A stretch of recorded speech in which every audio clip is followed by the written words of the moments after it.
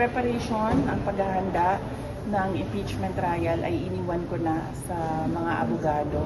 Sinabihan ko na rin sila na susunod na lamang ako sa kung ano yung desisyon ng mga abogado. Kasi ako bilang abogado, meron din akong mga iniisip, meron din akong mga gustong gawin, pero sa aking estado na ngayon ako ay client, kinlaro ko yun sa mga abogado na gawin nating maliit lang yung team para madaling makapag-usap at kung ano yung sa tingin nila pinakatama at pinakamabisa at pinakamagaling na paraan ng kanilang defense ay susunod lang ako bilang kliyente nila.